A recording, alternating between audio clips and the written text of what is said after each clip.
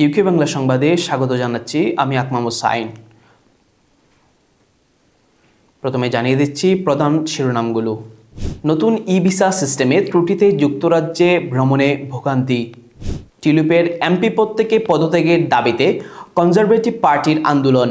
সাবেক বিচারপতি মানিক জীবিত আছেন, জানিয়েছে কারা কর্তৃপক্ষ। সুবিপ্রবির প্রক্টর শিক্ষার্থীদের হেনস্থা, ৬ দফা দাবিতে সড়ক অবরোধ। মিরাজদের খাদের কিনারায় ঠেলে রংপুরকে ছুঁয়ে ফেলল তামিমের বরিশাল।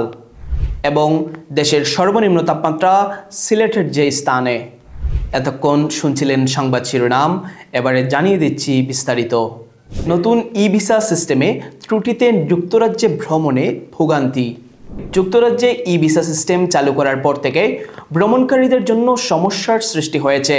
ইলেকট্রনিক ভিসা বা ই-ভিসা প্রযুক্তির মাধ্যমে অভিবাসন ব্যবস্থা আরও আধুনিক এবং নিরাপদ করার পরিকল্পনা থাকলেও প্রযুক্তিগত ত্রুটি এবং বাস্তবায়ন সমস্যার কারণে এটি অনেকের জন্য ভোগান্তির কারণ হয়ে দাঁড়িয়েছে।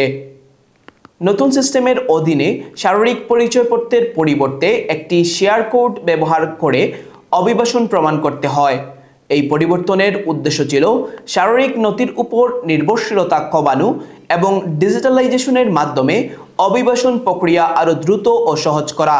কিন্তু অনেক ভ্রমণকারী অভিযোগ করছেন যে শেয়ার কোড কাজ করছে না, যার ফলে তাদের ফ্লাইটে উঠতে সমস্যা হচ্ছে। একাধিক ভ্রমণকারীর অভিজ্ঞতা বলছে নতুন সিস্টেমের ত্রুটির কারণে তারা বৈধ অভিবাসন অবস্থা থাকা সত্ত্বেও ফ্লাইটে উঠতে পারেননি। ফ্রান্স থেকে যুক্তরাজ্যে ভ্রমণ করার সময় একজন যাত্রী জানান, শেয়ার কোড যাচাই করতে না পারায় তাকে বাধা দেওয়া হয়। ক্রিসমাসের সময় সাইপ্রাস থেকে ফেরার চেষ্টায় আরও একজন একই সমস্যার মুখোমুখি হন। তবে সমস্যাটি শুধু ভ্রমণে সীমাবদ্ধ নয়। নতুন সিস্টেমের কারণে অনেক অভিবাসী তাদের দৈনন্দিন কাজেও বাধার সম্মুখীন হচ্ছেন। অনেকে জানিয়েছেন তারা তাদের ই-ভিসা অ্যাকাউন্টে লগ ইন করতে পারছেন না, অ্যাকাউন্টে ভুল তথ্য দেখতে পাচ্ছেন বা সঠিকভাবে নথি আপলোড করতে পারছেন না। একজন ভ্রমণকারী তার অ্যাকাউন্টে অন্য একজন ব্যক্তির ব্যক্তিগত তথ্য খুঁজে পেয়েছেন, যা নিরাপত্তা লঙ্ঘনের বড় উদাহরণ। অভিবাসী অধিকার গোষ্ঠী এবং আইনজীবীরা বলছেন ই-ভিসার পাশাপাশি একটি মুদ্রিত নথি বা সংরক্ষিত কিউআর কোড ব্যবহার করার বিকল্প রাখলে সমস্যা অনেকাংশে কমে যেত। ইতোমধ্যে যুক্তরাজ্যের স্বরাষ্ট্র দপ্তর একটি ২৪ ঘন্টার সহায়তা পরিষেবা চালু করেছে, যা বিমান সংস্থা এবং ক্যারিয়ারদের সমস্যার সমাধানে সহায়তা করবে।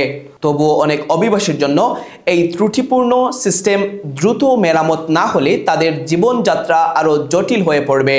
টিউলিপ সিদ্দিকের মন্ত্রিত্ব থেকে পদত্যাগ করেও তার রাজনীতিতে উত্তেজনা কমছে না। কনজারভেটিভ পার্টি তার এমপি পদ থেকেও পদত্যাগের দাবিতে মাঠে নেমেছে। হ্যাম্পস্টেড অ্যান্ড হাইগেট আসনের এমপি পদ থেকে টিউলিপকে সরানোর জন্য দলটি ব্যাপক প্রচারণা চালাচ্ছে। ডেইলি মেইল ও অন্যান্য মিডিয়ার প্রতিবেদন অনুযায়ী টিউলিপের বিরুদ্ধে অভিযোগ উঠেছে বাংলাদেশ থেকে অর্থ সরিয়ে আনার এবং লন্ডনে একটি ফ্ল্যাট উপহার পাওয়ার। এমনকি লন্ডনের কিংস ক্রসে ৭ লাখ পাউন্ড মূল্যের একটি অ্যাপার্টমেন্ট উপহার হিসেবে পাওয়ার অভিযোগ তাকে আরও বিতর্কিত করেছে। স্যার লরি এটিকে দুঃখজনক হিসেবেও অভিহিত করে বলেন, টিউলিপ বাংলাদেশের ক্ষমতাচ্যুত প্রাক্তন প্রধানমন্ত্রী শেখ হাসিনার সঙ্গে পারিবারিক সম্পর্কের কারণে তার নৈতিক অবস্থান ঝুঁকিতে ফেলেছেন। এই পরিস্থিতিতে লেবার পার্টির কোনো মন্তব্য পাওয়া না গেলেও টিউলিপের পদত্যাগকে দলের ভেতরে চাপ কমানোর একটি পদক্ষেপ হিসেবে দেখা হচ্ছে। তবুও কনজারভেটিভ পার্টি তাদের আন্দোলন চালিয়ে যাচ্ছে। টিউলিপের পদত্যাগের পরিপ্রেক্ষিতে ব্রিটিশ রাজনীতিতে এই পরিস্থিতি আরও উত্তেজনাপূর্ণ হতে পারে বলে ধারণা করা হচ্ছে। সাবেক বিচারপতি মানিক জীবিত আছেন, জানিয়েছে কারা কর্তৃপক্ষ। সাবেক বিচারপতি মানিক মারা গেছেন বলে গুজব উঠেছে। কারা কর্তৃপক্ষ জানিয়েছে তিনি জীবিত আছেন কারাগারে।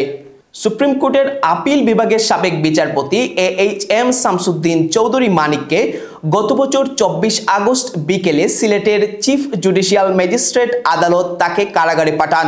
মানিককে ফৌজদারি কার্যবিধি ৫৪ ধারায় গ্রেফতার দেখানো হয়েছে। বিকাল ৪টার দিকে চিফ জুডিশিয়াল ম্যাজিস্ট্রেট আদালতে তাকে হাজির করে পুলিশ। পরে আদালত তাকে কারাগারে পাঠান। প্রত্যক্ষদর্শীরা জানান, আদালতে তোলার সময় অনেকেই সাবেক বিচারপতি মানিককে ডিম ও জুতা নিক্ষেপ করেন। এ সময় কয়েকজন হামলার চেষ্টাও চালান। পরে কঠোর নিরাপত্তা দিয়ে তাকে আদালতে নিয়ে যান পুলিশ সদস্যরা। এর আগে 23 আগস্ট রাতে অবৈধভাবে সিলেটের কানাইঘাট উপজেলার দনা সীমান্ত দিয়ে ভারতে পালিয়ে যাওয়ার সময় সাবেক বিচারপতি মানিককে আটক করে বর্ডার গার্ড বাংলাদেশ। সুবিপ্রবির প্রক্টর শিক্ষার্থীদের হেনস্থা, 6 দফা দাবিতে সড়ক অবরোধ। অর্ধেক ভাড়া ইস্যুকে কেন্দ্র করে সুনামগঞ্জ বিজ্ঞান ও প্রযুক্তি বিশ্ববিদ্যালয় শিক্ষার্থীকে শারীরিক লাঞ্ছনা ও বিশ্ববিদ্যালয়ের প্রক্টরের সাথে বাস হেল্পারের অসৌজন্যমূলক আচরণের প্রতিবাদে সিলেট সুনামগঞ্জ আঞ্চলিক মহাসড়ক অবরোধ করে বিক্ষোভ করেছেন সুবিপ্রবির শিক্ষার্থীরা। সোমবার সকাল 10টায় 6 দফা দাবি নিয়ে প্রায় 30 মিনিট সড়ক অবরোধ করে বিক্ষোভ করেন ক্ষুব্ধ শিক্ষার্থীরা। এ সময় অবরোধে আটকে থাকা পরিবহন যাত্রীরা ভোগান্তিতে পড়েন। পরে খবর পেয়ে শান্তিগঞ্জ উপজেলা নির্বাহী কর্মকর্তা সুকান্ত সাহা ঘটনাস্থলে পৌঁছে সৃষ্ট সমস্যার সমাধানের আশ্বাস দিলে অবরোধ তুলে নেন শিক্ষার্থীরা।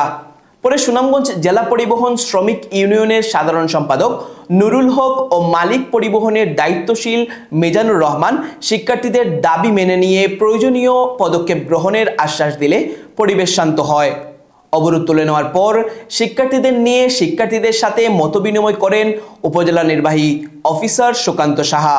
এ সময় উপস্থিত ছিলেন সুনামগঞ্জ বিজ্ঞান ও প্রযুক্তি বিশ্ববিদ্যালয়ের প্রক্টর অধ্যাপক ডক্টর শেখ আব্দুল লতিফ, বিশ্ববিদ্যালয়ের বিজ্ঞান অনুষদের ডিন ও গণিত বিভাগের চেয়ারম্যান অধ্যাপক ডক্টর হারুন ও রশিদ, উপজেলা সহকারী কমিশনার ফজলে রব্বানী চৌধুরী, বিশ্ববিদ্যালয়ের রসায়ন বিভাগের চেয়ারম্যান রাশেদ মাহমুদ, সুনামগঞ্জ জেলা পরিবহন শ্রমিক ইউনিয়নের সাধারণ সম্পাদক নুরুল হক ও মালিক পরিবহনের দায়িত্বশীল মিজানুর রহমান সহ বিশ্ববিদ্যালয়ের বিভিন্ন বিভাগের চেয়ারম্যান ও শিক্ষার্থীরা। মিরাজদের খাদের কিনারায় ফেলে রংপুরকে ছুঁয়ে ফেলল তামিমের বরিশাল। মাহমুদুল হাসানের সরাসরি থ্রুতে মাহমুদুল্লাহ রান আউট, পরের বলেই আউট মুশফিকুর রহিমও। টানা 2 বলে উইকেট হারানো বরিশালের সমীকরণটাও তখন 5 উইকেট হাতে রেখে 21 বলে 36 রানের। বরিশাল যদি কোনো দুশ্চিন্তায় পড়ে তবে তা এক ঝটকাতেই উড়িয়ে দিলেন নতুন ব্যাটসম্যান মোহাম্মদ নবী ও ফাহিম আশরাফ। আবু হায়দারের করা 17তম ওভারের 4র্থ বলে 1 রান নিয়ে ফাহিমকে স্ট্রাইক দিলেন নবী। পাকিস্তানি অলরাউন্ডার প্রথম 2 বলেই 4 আর ছক্কায় তুলে নিলেন 10 রান। 3 ওভারে যখন 25 রান দরকার, খুলনার হাসান মাহমুদ ইয়র্কার করতে গিয়ে দিয়ে দিলেন 2টি ওয়াইড। পরের 5 বলে 4 রান দিলেও হাসানের ওভারের শেষ বলে ছক্কা মেরে 2 ওভারে 13 রানের সমীকরণ বানিয়ে ফেলেন নবী। এরপর ধীরে সুস্থে খেলেই 5 বল হাতে রেখে 188 রানের লক্ষ্য ছুঁয়ে 5 উইকেটে জিতে গেল বরিশাল। 10ম ম্যাচে পাওয়া 8ম এই জয়ে পয়েন্ট তালিকায় রংপুর রাইডার্সকে ছুঁয়ে ফেলল বরিশাল। তবে দুর্বার রাজশাহীর কাছে টানা 2 ম্যাচ হারা রংপুর শীর্ষে আছে নেট রান রেটে এগিয়ে থাকায়। অন্যদিকে 10 ম্যাচে 8 পয়েন্ট নিয়ে খুলনা আছে 5-এ। নবী 10 বলে 15 ও আগের ম্যাচে 7 রানে 5 উইকেট নেওয়া ফাহিম 6 বলে 18 রান করে অপরাজিত ছিলেন। তবে ম্যাচ সেরা হয়েছেন 37 বলে 63 রান করা ইংলিশ ব্যাটসম্যান ডেভিড মালান। দলটির হয়ে এছাড়া 20 ছাড়িয়েছেন একবার জীবন পাওয়া তামিম ইকবাল, মুশফিক ও মাহমুদুল্লাহ। এর আগে 10 মিলেই খুলনাকে 187 রান এনে দেন ব্যাটসম্যানরা। মোহাম্মদ নাইম করেছেন সর্বোচ্চ 51 রান। 27 বলের ইনিংসে 5টি ছাড় ও 3টি ছক্কা মেরেছেন খুলনার এই ওপেনার। মোহাম্মদ নেওয়াজ ছাড়া ব্যাটিংয়ে নামা অন্য 6 জনই কমপক্ষে 20 রান করেছেন। এই 6-এর মধ্যে মাহিদুল ইসলাম নামটা আলাদা করে লিখতেই হয়। 2 4 ও 3 ছক্কায় 12 বলে 27 রান করে অপরাজিত ছিলেন এই উইকেটকিপার ব্যাটসম্যান। মাহিদুলের ক্যামিওতেই শেষ 15 বলে 37 রান যোগ করতে পারে খুলনা। এবারের বিপিএলে আজই প্রথম খেলতে নামা পেসার ইবাদত হোসেনের করা শেষ ওভারের প্রথম বলেই 2 বলেই ছক্কা মারেন মাহিদুল। পরের 3 বলে অবশ্য মাহিদুলকে একটি রানও নিতে দেননি চোটের কারণে দীর্ঘদিন জাতীয় দলের বাইরে থাকা ইবাদত। ষষ্ঠ বলটি ওয়াইড হওয়ায় পাওয়া বাড়তি বলটিতে 2 রান নিয়ে ইনিংস শেষ করেন অস্ট্রেলিয়ান ব্যাটসম্যান উইলিয়াম বেসিস্টো। অধিনায়ক মেহেদী হাসান মিরাজকে নিয়ে উদ্বোধনী জুটিতে 5.3 ওভারে 47 রান যোগ করেন নাইম। এবারের বিপিএলে তৃতীয় 50 পাওয়া নাইম এরপর দ্বিতীয় উইকেটে অ্যালেক্স রসকে নিয়ে যোগ করেন 52 রান। এই ভিত্তির উপর দাঁড়িয়েই শেষ দিকে ঝড় তোলেন মাহিদুল। দেশের সর্বনিম্ন তাপমাত্রা সিলেটের যে স্থানে। সিলেটের মৌলভীবাজারের শ্রীমঙ্গলে আজ দেশের সর্বনিম্ন তাপমাত্রা বিরাজ করছে 9.8 ডিগ্রি। সোমবার 27 জানুয়ারি সকালে আবহাওয়া অফিস সূত্রে এই তথ্য পাওয়া গেছে। আবহাওয়া বিভাগ সূত্রে জানা গেছে, মাঘের মাঝামাঝিতে এসে কুয়াশার চাদরে মোড়ানো প্রকৃতিতে চায়ের রাজধানী মৌলভীবাজারের শ্রীমঙ্গলে জেঁকে বসেছে শীত। এই জনপদে বয়ে যাচ্ছে মৃদু শৈত্যপ্রবাহ। সূর্যের দেখা মিললেও শীতের দাপট বেশি।